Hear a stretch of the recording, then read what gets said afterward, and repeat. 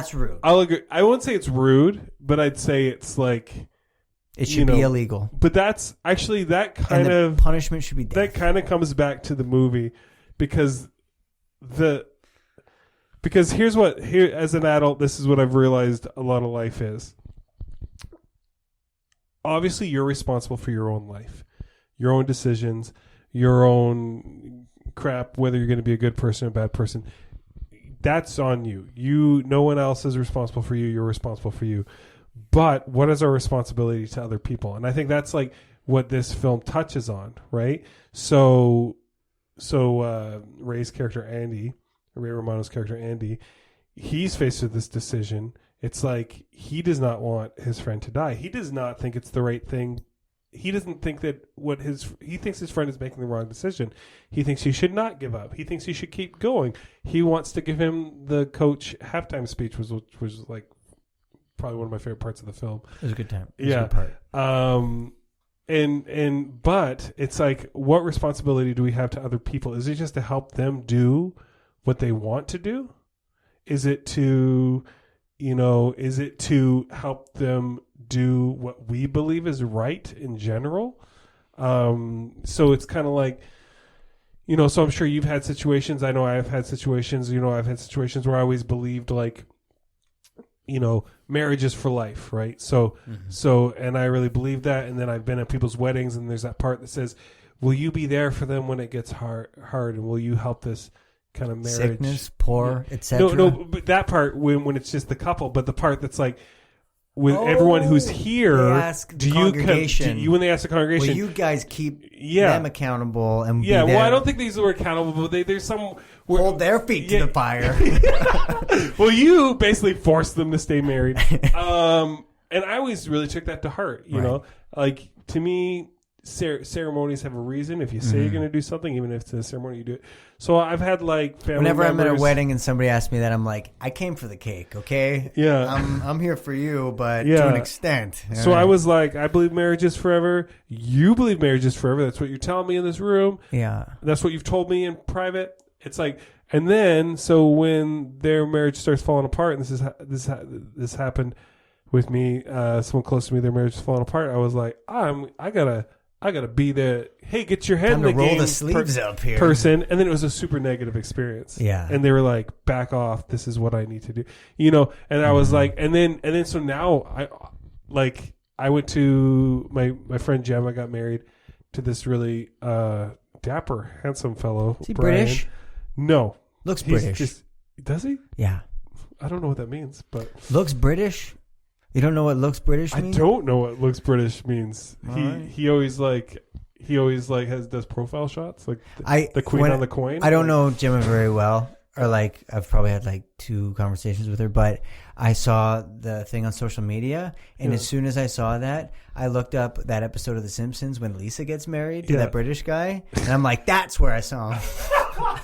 I think he looks like, this is such a deep cut, but there's a in the 90s, there was a VHS series that you can get from Christian bookstores called McGee and Me, and he looks like the kid in McGee and Me. But anyways, all right. So when it came to that part where there's like, and congregation, do you? And I was like, I'm not saying this shit.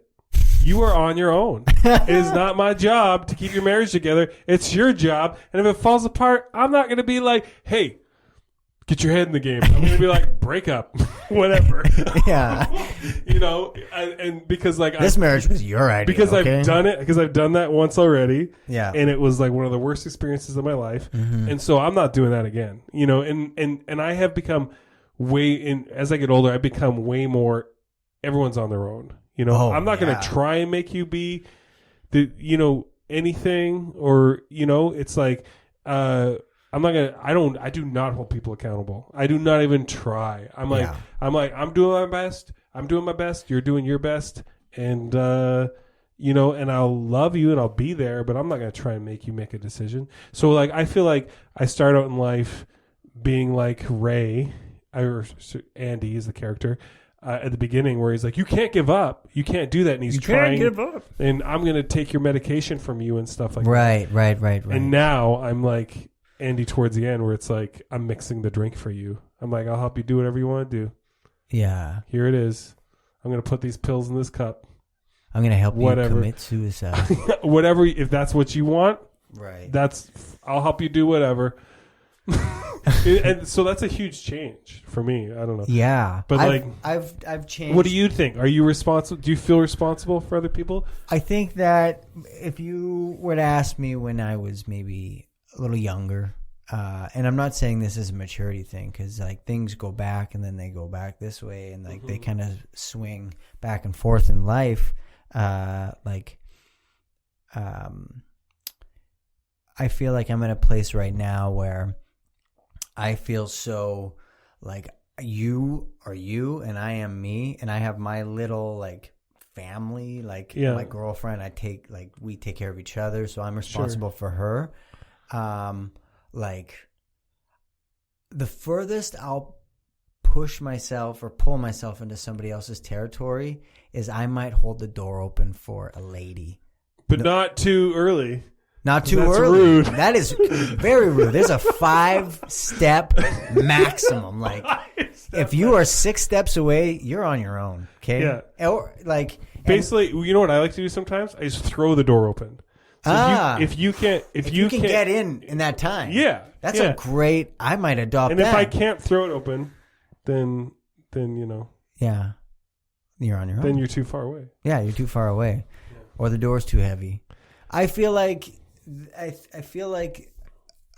know, when you're on an airplane and they tell you that the oxygen masks are going to come down if there's any trouble, and they tell you to put your own on first before you help anybody else. Otherwise, you get 2 dead bodies. Yeah. Yeah. I feel like a lot of people live in this world trying to help everyone, and it's not like their whole lives are a disaster and they should be like, look at yourself, like you're a disgrace, you're a mess. No, they don't have to be a disgrace or a mess, but it's a good idea to think about the fact that like you gotta like stay in your lane sometimes, and you don't know what's going on in my end of town, right? Like it'll happen at work a lot where I'll be doing something, and I change jobs every month. So I don't know when you're listening to this. I could be a mechanic. I could be a landscaper. I could be a roofer. You're landscaping now, right? What month is it? I don't know. When you said you'd be on this podcast, you were a landscaper. That's right. But it's like August 31st. So I gotta see what I'm doing next month. Yeah. Did I mention I hate work? I feel like there's a lot of times. Yeah. The biggest pet peeve for me when I'm working is somebody coming over and being like, either saying like, well, here, let me show you how to do this a little better. Yeah. And it's like, but if I had problems, I'd come and ask you. Or like, why aren't you using the machine for that? Like that. Yeah. Why are you shoveling it all the way there? You could just put it in the thing and carry it. And I'm like, but then we got to deal with this whole other mess over here. I actually need people like that because I will not ask for help and I will fail miserably. Yeah. And then this is a conversation that often happens where people are like, why didn't you ask for help? Oh, because I do everything on my own. I'll ask for help and it'll be way too late. And when I come and ask, man, you should have came to me earlier because, like, you racked up a lot of debt here. I'm going to have to bail. This is the last time I'm bailing you out, bud. No, I don't like asking for help, and I think it's because I think most things don't matter. Like, if whatever I'm doing here, I'm, like, digging this hole and take twice as fast to do it with this shovel than it is this shovel. Like, I'm digging the hole. Let me dig the fucking hole, okay? You know, I don't know. Unless you're my boss. You get a lot of critiques on your hole digging technique. Yeah, I do. Yeah. I do. Yeah. I do, Dustin, and I've had it up to here. That's the hole? That's how deep the hole gets. Yeah. Yeah. I can't remember what we were talking about. I don't know if we ventured off from the No, topic. That's good. That's what this podcast is about. I mean, it's not a film review, though we've been talking about the film, but it's more like... Are we using the film as a vehicle to have a conversation about... the film is just the diving board into the depth of our lives. You should call this Duplass my ass. But actually, it's such a bad name. Duplass 1? Yeah. because I want it to be kind of like you're my plus one. Right. That's part of the pun. And then also kind of like BBC One, it's like, this is like, I'm pretty sure this is the only podcast that talks about Duplass films. But so not only am I pronouncing it wrong, and when I say Duplass One, that is how I usually say it. I always have to tell my mind, don't pronounce it that way.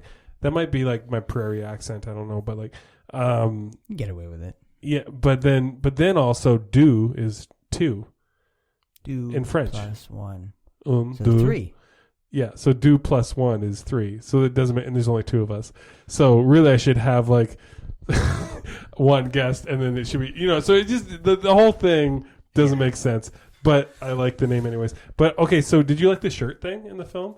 Where he has he gives him a shirt that has like a partially played hangman game on it, and he has to find out what the word is. Yeah, it was a nice little like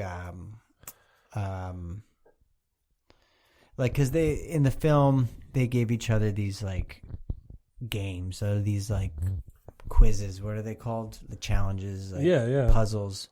And he has a shirt that he made the other character, Mike or Matt, Michael. So Michael and Andy.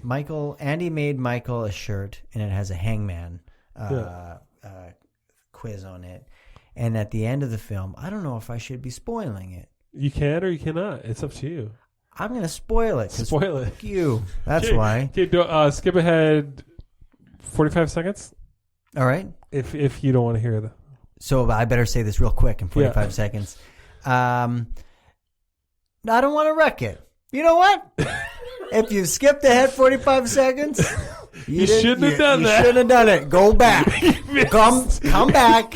Go back 45 seconds and just listen to it normally. But it's basically... Well, I'm not going to wreck it. No, I'm going to wreck it. So, okay.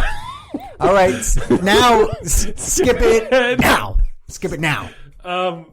Because it's nothing.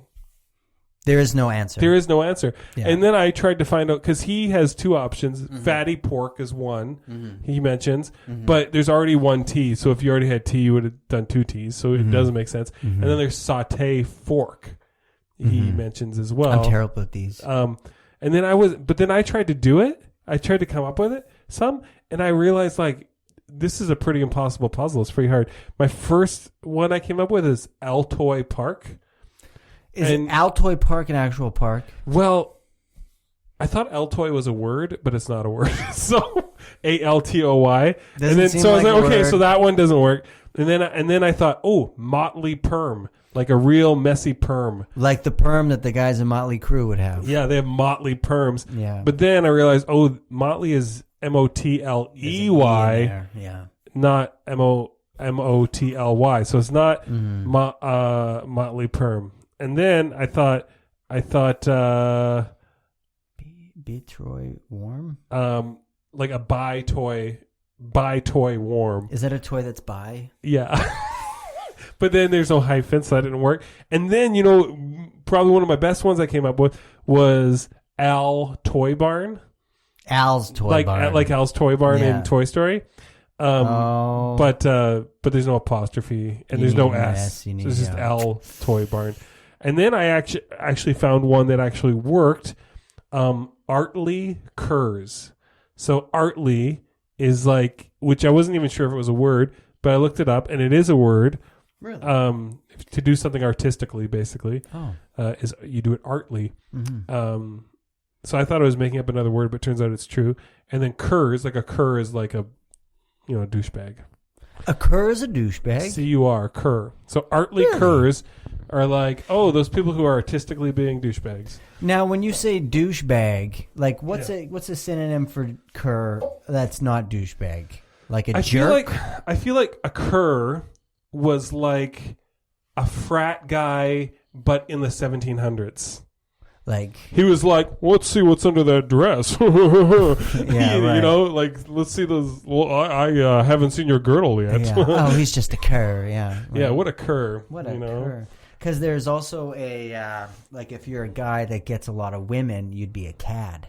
A cad. Yeah. Is that what a cad is? Yeah, like before you were a playa, like back in let's bring it back to the 1700s, you were a cad. Like, Yeah. oh, that